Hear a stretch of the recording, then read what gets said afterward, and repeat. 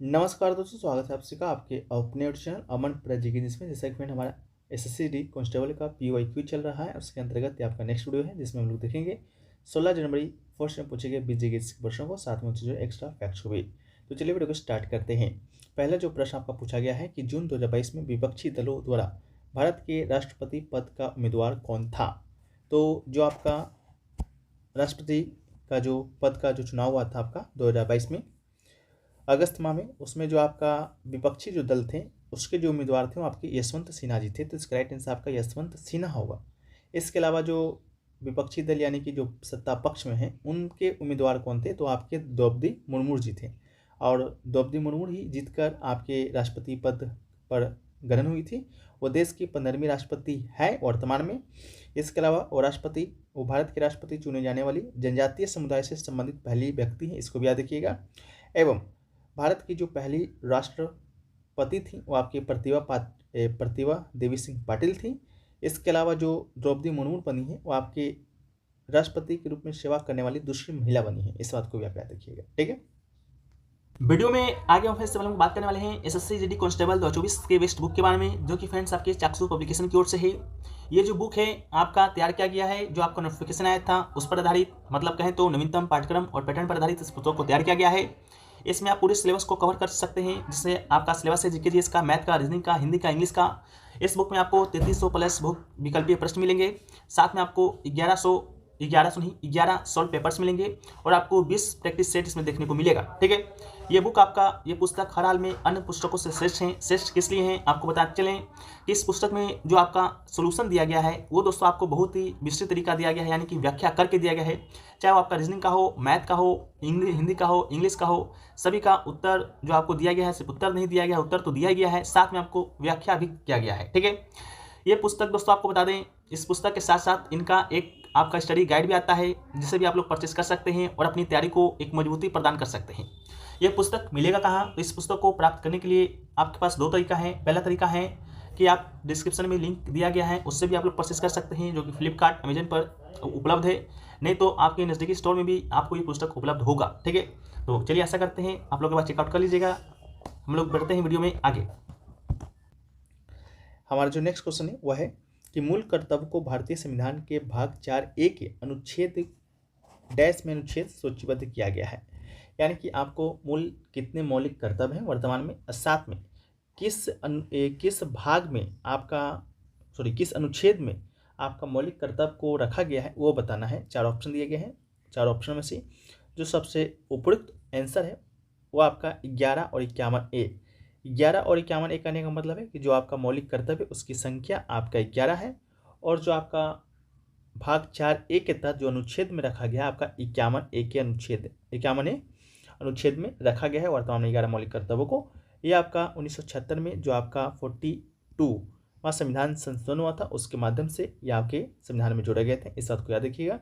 लेकिन याद रहे कि 1976 में जो आपके मौलिक कर्तव्य जोड़े गए थे उसकी संख्या 10 थी। एक जो मौलिक कर्तव्य जोड़ा गया है वो आपका 2002 में जोड़ा गया था 86वां संविधान संशोधन के माध्यम से। इसके अलावा जो मौलिक कर्तव्य है वो आपके USSR यानी कि सोवियत संघ के संविधान से लिया गया है उदाहरण के तौर पर। अगला है कि भारत में इस अधिनियम के अंतर्गत अंतरधर्म विवाह किए जाते हैं। तो अंतरधर्म जो विवाह है वो आपके विशेष विवाह अधिनियम के अंतर्गत किए जाते हैं, जो कि आपका 1954 में भारत के संसद के द्वारा पारित एक अधिनियम था, जिसमें था कि जो भारत के लोगों और विदेशी देशों में सभी भारतीय नागरिक के विवाह का विशेष रूप प्रदान करता है, भले ही किसी भी पार्टी के बाद धर्म या विश्वास के बावजूद। ये अधिनियम 19वीं शताब्दी के उत्तरार्ध में प्रस्तावित कानून के एक टुकड़े से हुआ था। विशेष विवाह अधिनियम के तहत गर्म विवाह व्यक्तिगत कानूनों के द्वारा शासित नहीं होते हैं, ठीक है। नेक्स्ट आपका है कि सितंबर 2022 में भारत के 16वें अटॉर्नी जनरल के रूप में किसे नियुक्त किया गया है। तो अटॉर्नी जनरल के रूप में आपके सितंबर 2022 में आर वेंकट रमनी जी को नियुक्त किया गया था। तो इसका राइट आंसर आपका आर वेंकट रमनी होगा, जो कि भारत के 16वें अटॉर्नी जनरल है। 1 अक्टूबर 2022 को ये पदभार है जो कि ग्रहण किए हैं। इसके पहले जो आपके अटॉर्नी जनरल थे वो आपके के वेणुगोपाल जी थे 15वें नंबर के। नेक्स्ट आपका है कि निम्नलिखित सूची में एक वामन ग्रह की पहचान करना है। वामन ग्रह आखिरकार कहते किसको है? तो वामन ग्रह कहते हैं बौना ग्रह को, ठीक है। जो ग्रह बौने ग्रह होते हैं उन्हीं को हम लोग वामन ग्रह के नाम जानते हैं। ये एक आपका सिनोनिम्स है आपका बौना ग्रह का। तो वामन ग्रह की पहचान करना था तो इसका राइट आंसर तो आपका प्लूटो था। लेकिन वामन ग्रह कहते किसको हैं, इसको एक बार आप लोग देख लीजिए।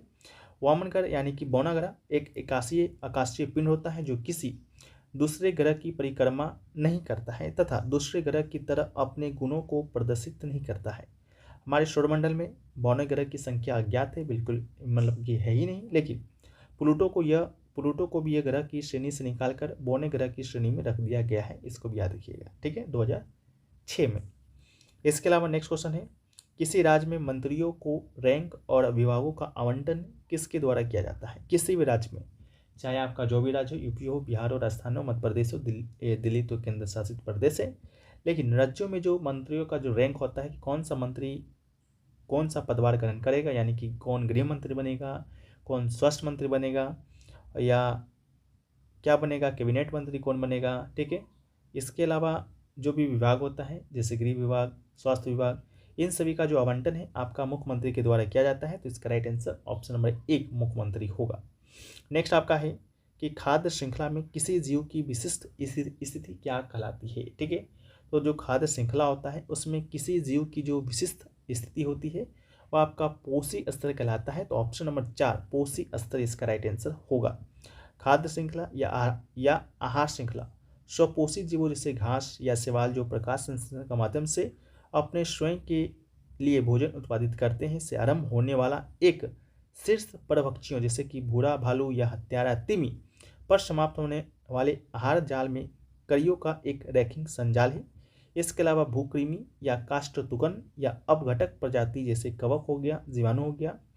खाद्य श्रृंखला का प्रत्येक चरण अथवा कड़ी एक पोषी स्तर बनाते हैं।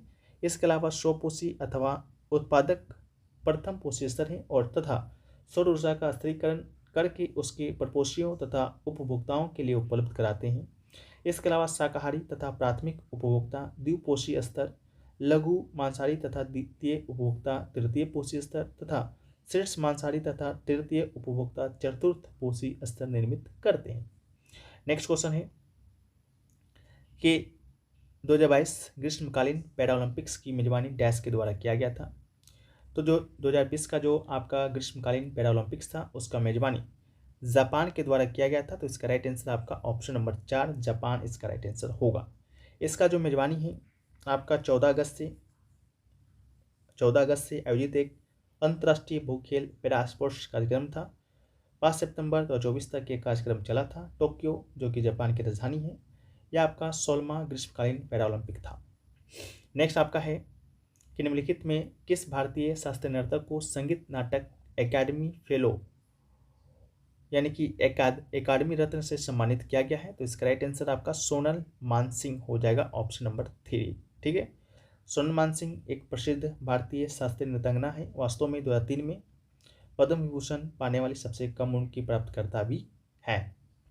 नेक्स्ट आपका है, इससे पहले आपको बता दें कि जो सोनल मानसिंह के अलावा जो अन्य 3 नाम दिए गए हैं जैसे हो गया जोगेन दत्ता बयान, सरोदी सक्या और टंकेश्वर हजारिका बोरबयान, इन सभी का संबंध की बात करेंगे तो इन सभी का संबंध सतरिया शास्त्रीय नृत्य है, ठीक है।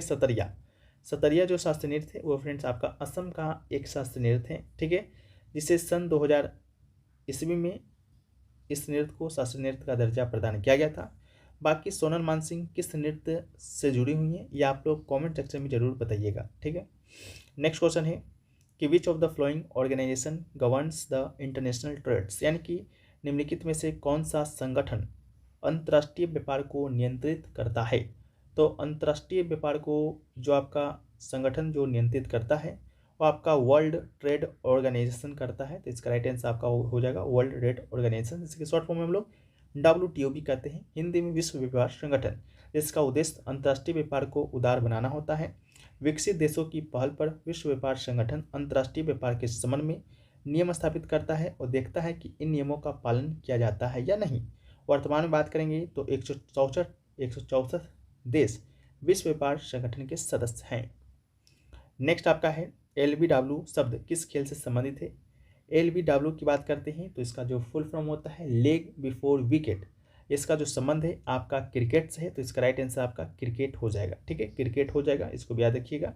इसके अलावा क्षेत्र रक्षण पक्ष की अपील के बाद अंपायर एक बल्लेबाज को LBW आउट कर सकता है यदि गेंद विकेट पर लगी होती है, लेकिन इसके बजाय बल्लेबाज के शरीर के किसी भी हिस्से द्वारा रोक दिया जाता है। ठीक है, नेक्स्ट आपका है कि निम्नलिखित में से कौन सा नृत्य प्रकार झारखंड से संबंधित नहीं है। ठीक है, कौन सा नृत्य झारखंड से संबंधित नहीं है, ये पूछा गया है। तो इसका राइट आंसर आपका हो जाएगा लावनी। लावनी जो नृत्य है वो आपका झारखंड से संबंधित ना होकर महाराष्ट्र से संबंधित है, तो इसको याद रखिएगा। लावनी कहाँ का है, तो महाराष्ट्र का है। झारखंड की बात करेंगे तो अग्नि नृत्य हो गया, फगुआ नृत्य हो गया, मर्दाना झूमर हो गया। इसके अलावा आपका जननी झूमर हो गया, डोम कच्छ हो गया, लसुआ हो गया, झुमटा, पाइका, छऊ, फिरकल, मुंडारी, संताली, इन सभी का संबंध आपका झारखंड से ही है। नेक्स्ट आपका है औद्योगिक रूप से विकसित शहरी केंद्र आमतौर पर किससे घिरे होते हैं। तो इसका राइट आंसर आपका कृषि ग्रामीण पृष्ठ प्रदेश इसका राइट आंसर होगा, ऑप्शन नंबर 2। नेक्स्ट आपका है कि भारत में हरित क्रांति 1960 के दशक के अंत में डैश में शुरू हुआ था। तो भारत में जो हरित क्रांति है 1960 के दशक में शुरू हुआ था, लेकिन कहाँ से हुआ था, तो इसका right answer option number 3 Punjab हो जाएगा। भारत में 1960 के दशक के आखिरी दौर में पंजाब से हरित क्रांति की शुरुआत हुई। इस दौरान खेती के तरीकों में बड़ा बदलाव हुआ। पारंपरिक तरीकों से इतर औद्योगिक व्यवस्था की ओर ध्यान दिया गया। ज़्यादा उपज वाली किस्में HYV के बीज, खेती के मशीनी उपकरण, सिंचाई तंत्र, खाद और कीटनाशक के इस्तेमाल पर जोर भी दिया गया था। नेक्स्ट क्वेश्चन है कि मकर संक्रांति उत्तरायण की शुरुआत का प्रतीक है, यह डैश को मनाया जाता है। तो जो मकर संक्रांति है उत्तरायण की शुरुआत का प्रतीक है, यह आपका हर साल 14 जनवरी को मनाया जाता है। तो इसका राइट आंसर होगा। भारत का प्रमुख पर्वों में से एक है। इसके अलावा मकर संक्रांति पूरे भारत और नेपाल में विभिन्न रूपों में मनाया जाता है। वर्तमान शताब्दी में यह त्यौहार जनवरी माह के 14वें और 15वें दिन पड़ता है। इस दिन सूर्य धनु राशि को छोड़कर मकर राशि में प्रवेश करता है और इसी त्यौहार को भारत में अलग अलग नामों से जाना जाता है।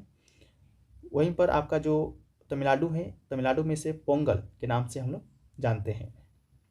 नेक्स्ट है कि उन लोगों के लिए क्या शब्द प्रयोग किया जाता है जो नियमित रूप से निर्धनता रेखा के अंदर और उससे बाहर होते रहते हैं।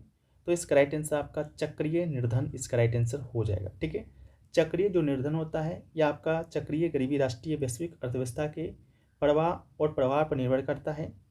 इसमें क्या होता है कि जो आपके निर्धन रेखा के अंदर और बाहर होते रहते हैं। ठीक है, इसके अलावा जो ऑप्शन में दिया गया है चिरकालिक निर्धनता की बात करेंगे तो उन लोगों या जनसंख्या, व्यक्ति हो गया, परिवार हो गया, सामाजिक समूह हो गया, क्षेत्र हो गया, प्रदेश हो गया की स्थिति का वर्णन करती है जो अपने जीवन की महत्वपूर्ण अवधि में निर्धन रहे हैं, जो अपनी निर्धनता को अपने बच्चों को दे सकते हैं और जिनके लिए निर्धनता से बाहर निकलने का रास्ता खोजना कठिन है। नेक्स्ट क्वेश्चन है कि चेक लिखने वाले व्यक्ति या संस्था को भुगतानकर्ता या डैश के रूप में जाना जाता है। तो इसका राइट आंसर ऑप्शन नंबर 1 यानी कि आर्ता इसका राइट आंसर हो जाएगा। ठीक है, बात करते हैं चेक एक दस्तावेज है जो बैंक को किसी व्यक्ति के खाते से उस व्यक्ति को एक विशिष्ट राशि का भुगतान करने का आदेश देता है जिसके नाम पर चेक जारी किया गया है। इसके अलावा चेक लिखने वाला व्यक्ति जिसे आदेशक के रूप में जाना जाता है के पास एक लेन देन बैंकिंग खाता होता है जिसे अक्सर चालू चेक चेकिंग या शेयर ड्राफ्ट खाता कहा जाता है जहां पैसा होता है। इसके अलावा आदेशक चेक पर मौद्रिक राशि, तिथि एक प्राप्तकर्ता सहित विभिन्न विवरण लिखता है और उस पर हस्ताक्षर करता है। अपने बैंकों को आदेश देता है जिसे अदाकर्ता के रूप में जाना जाता है उस व्यक्ति या कंपनी को बताई गई राशि का भुगतान करने के लिए। नेक्स्ट क्वेश्चन है कि निम्नलिखित में कौन से अशोक के शासन में एक प्रांतीय राजधानी थी। ऑप्शन दिया गया था तक्षशिला, उज्जैन और उस पर कथन दिए गए थे कि 1, 2 या केवल 1 या ना तो 1 ना तो 2 या केवल 1। तो इसका राइट आंसर आपका ऑप्शन नंबर 1 राइट आंसर था, 1 और 2 दोनों, यानी कि तक्षशिला और उज्जैन दोनों ही अशोक के शासन में प्रांतीय राजधानी हुआ करती थी। लेकिन अशोक के अभिलेखों से पता चलता है कि अशोक के अभिलेखों के अनुसार मौर्य साम्राज्य में प्रांत की जो राजधानी थी, इसके अलावा प्रांतों को गाँव में विभाजित किया गया था। 4 राजधानी प्रांत थे, जो कि पश्चिम में तोसाली था, पश्चिम में तोसाली और उज्जैन था, दक्षिण में श्रवणगिरी और उत्तर में तक्षशिला था। श्रवणगिरी दक्षिण की राजधानी थी और जिसे दक्षिणापथ के नाम से जाना जाता है। शाही राजकुमार उन प्रांतों का प्रशासन करता था जिन्हें महामात्य और मंत्रिपरिषद के द्वारा सहायता प्रदान की जाती थी। ठीक है, इसके अलावा नेक्स्ट क्वेश्चन है आपका कि एथेनोइक एसिड का रासायनिक सूत्र क्या है। एथेनोइक एसिड का रासायनिक सूत्र की बात करते हैं तो CH3COOH इसका राइट आंसर हो जाएगा। एस्टिक एसिड जिसे इथेनोइक एसिड कहा जाता है, रासायनिक सूत्र CH3COOH के साथ एक रंगहीन तरल कार्बनिक यौगिक है। जब विशुद्ध होता है तो कभी कभी ग्लेशियल एसिटिक एसिड भी कहा जाता है। नेक्स्ट क्वेश्चन है, शेर खां ने डैश में चौसा में हुमायूं को हराया था। तो 1539 ईस्वी में शेर खां ने हुमायूं को हराया है, तो इसका राइट आंसर आपका 1539 हो जाएगा। ठीक है, चौसा का युद्ध भारतीय इतिहास के सबसे महत्वपूर्ण युद्धों में से एक है। यह युद्ध 26 जून 1539 को गंगा नदी के उत्तरी तट पर चौसा नामक स्थान पर शेर खां की सेना, जिसे कि हम लोग शेर शाह के नाम से जानते हैं, और मुगल बादशाह बाबर के पुत्र की हुमायूं के बीच लड़ा गया था। चौसा का युद्ध सफल होने के बाद शेर खां ने खुद को शेर शाह की उपाधि से सुसज्जित किया, साथ ही अपना नाम खुदवाने और सिक्का ढालने का आदेश भी दिया। ठीक है, तो ये आपके 20 प्रश्न हैं। आशा करते हैं कि आपको ये सेशन पसंद आया होगा। पसंद आया तो वीडियो को लाइक कर दीजिएगा, चैनल पर नए होंगे चैनल को सब्सक्राइब कर दीजिएगा, एक कमेंट जरूर कीजिएगा। मिलते हैं नेक्स्ट वीडियो में, जब तक के लिए जय हिंद, जय भारत, वंदे मातरम।